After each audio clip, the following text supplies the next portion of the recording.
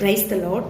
சில நேரத்தில் நம்ம நினைப்போம், எது நல்ல வாழ்க்கை, குட் லைஃப், நம்ம கண்களுக்கு இனிமையாக இருக்கிறது, நம்ம மனசுக்கு பிடிச்சமானது, நம்ம தேவையெல்லாம் நிவர்த்தி செய்யக்கூடியது, எப்போவுமே நம்ம சந்தோஷமாக நம்ம நினச்ச காரியங்கள்லாம் நடக்கிறது, இதுதான் நல்ல வாழ்க்கை, குட் லைஃப்னு.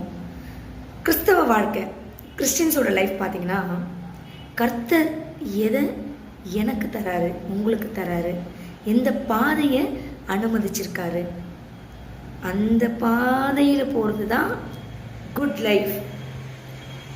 அந்த பாதையில் போகிறப்போ முணுமுணுக்கக்கூடாது, புலம்பக்கூடாது, முழு மனசாக விசுவாசத்தோடு அவர் மேலே வச்ச நம்பிக்கையோடு அந்த வாழ்க்கையை, நம்மளோட கடைசி ஓட்டம் இருக்கு இல்லைங்களா, அந்த ஓட்டம் முடிகிற வரைக்கும் அந்த பாதையில் அப்படியே போயிட்டே இருக்கணும்.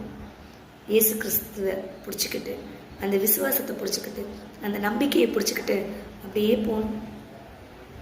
இல்லைப்பா எனக்கு இந்த பாதை பிடிக்கல, ஒரே கரடு முரடு, ஒரே கசப்பு, புலம்பல், உன் கூடலாம் என்னால் ஒரு நாள் கூட வாழ முடியாது, நீ உன் லைஃப்பை பார்த்துட்டு போ, நான் என் லைஃப்பை பார்த்துட்டு போகிறேன், நீ எப்படி வேணா இரு, என் இஷ்டம் போல நான் இருக்கிறேன், அது பேட் லைஃப்.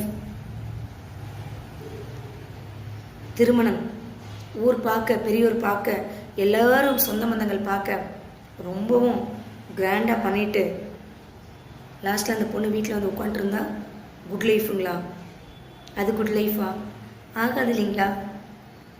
குட் லைஃப்னா என் கணவன் இப்படி தான், என் மனைவி இப்படி தான், அதை அனுசரிச்சுக்கிட்டு சகித்து கொண்டு ஒருவர் ஒருவரை அன்பு செய்து ஒருவர் மற்றவரிடம் தாழ்ந்து போக வேண்டும்.